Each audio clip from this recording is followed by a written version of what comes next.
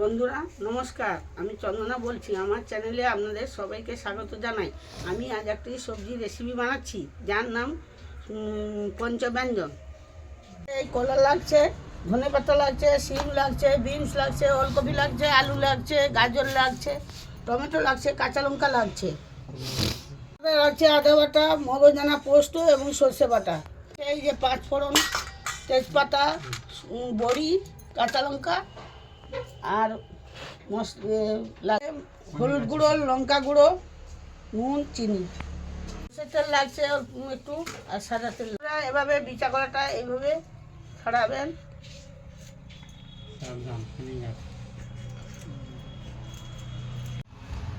এইভাবে সিমটা কাটবেন, ছাড়াতে পারেন না ছাড়াতেও পারেন। এসে দেবেন, এই মুখটা কেটে দেবেন। এই কাটলেন, এই কাটবেন, এই নেবেন, এইভাবে চারটা করে নেবেন।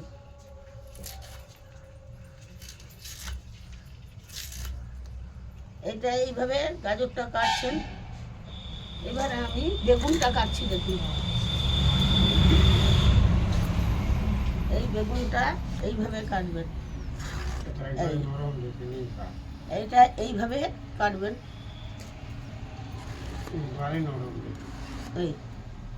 এইভাবে বেগুন কাটবেন।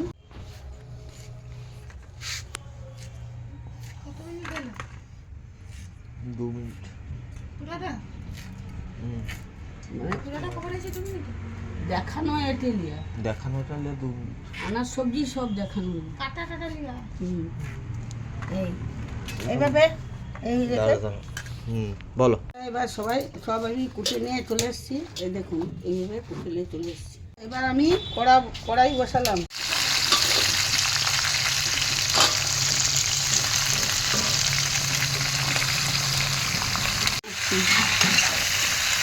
এবার আমি সবজিটা নাড়ছি, ঢাকনাটা দিয়ে দিলাম 10-15 মিনিট।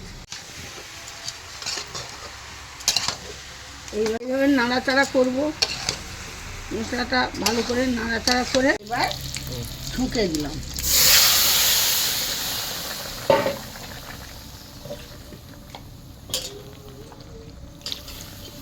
এবার আমি এই বড়িটা যে ভাজা আছে, এবার এই বড়িটা তরকারিতে দিয়ে দিলাম। আগে আমি একটু সরষের তেল দিয়ে দিলাম।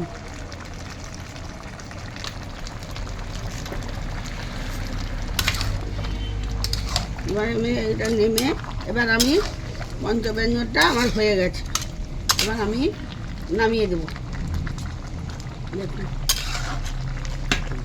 বন্ধুরা, এটা আপনারা করে দেখবেন, কেমন লাগে আমাকে কমেন্ট করবেন।